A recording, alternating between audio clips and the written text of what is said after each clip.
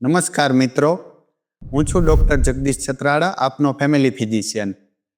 આજનો આપણો ટોપિક છે અછબડાઓ વિશેની ગેરમાન્યતાઓ. આજના જમાનામાં ભાગ્યે જ કોઈ એવું હશે કે જેને અછબડા વિશે ખબર નહીં હોય. તેમ છતાં એકવાર ક્લિયર કરી દઉં કે અછબડા એક વાયરસથી થતો રોગ છે અને એનામાં પેશન્ટને તાવ અને શરીર ઉપર લાલ ફોલ્લીઓ થવા માંડે છે.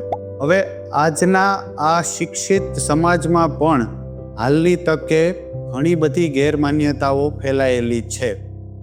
એમાંથી આપણે વાત કરીએ તો સૌથી પહેલી ગેરમાન્યતા છે કે અછબડાની સારવાર લેવી જોઈએ નહીં.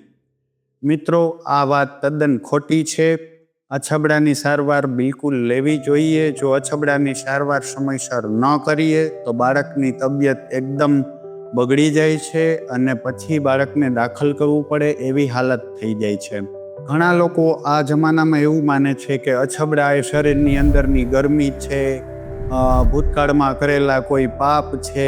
પણ મિત્રો, આવું હોતું નથી. આ એક વાયરસથી થતો રોગ છે અને એની સમયસર સારવાર અને સાચી સલાહ લેવી જોઈએ. બીજી ગેરમાન્યતા એવી છે કે બાળકને 5 દિવસ નાવા દેવામાં આવતું નથી.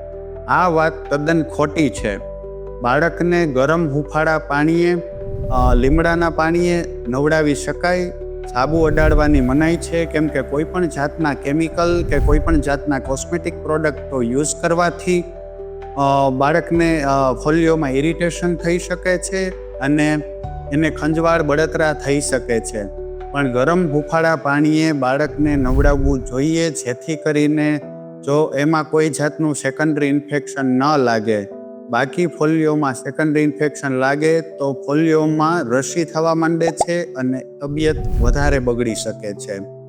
ત્રીજી ગેરમાન્યતા એવી છે કે 5 દિવસ બાળકને એક અંધારા ઓરડામાં પૂરી રાખે છે. આ વાત તદ્દન ખોટી છે. સાયન્સના નિયમ પ્રમાણે બાળકને તડકામાં લઈ જવાની મનાઈ હોય છે, કારણ કે તડકાઓ જો ફોલ્લીઓ પર પડે તો એમાં ગરમી પરસેવાને લીધે ઇરિટેશન અને એકદમ બળતરા થઈ શકે છે. પણ એનો મતલબ એવો નથી કે તમે રૂમમાં એને અંધારા ઓરડામાં એક પૂરી રાખો. બાળક ઘરની લાઇટ ઉપર આરામથી બેસી શકે છે અને બને ત્યાં લગી એને ખુલતા કપડાં પહેરાવો અને ખૂબ પાણી પીવડાવો, જેથી કરીને એનું ડિહાઇડ્રેશન ના થાય. અને સમયસર અને સાચી સારવાર અને સલાહ માટે ચામડીના ડૉક્ટર અથવા તમારા ફેમિલી ડૉક્ટરની સલાહ લો. ધન્યવાદ.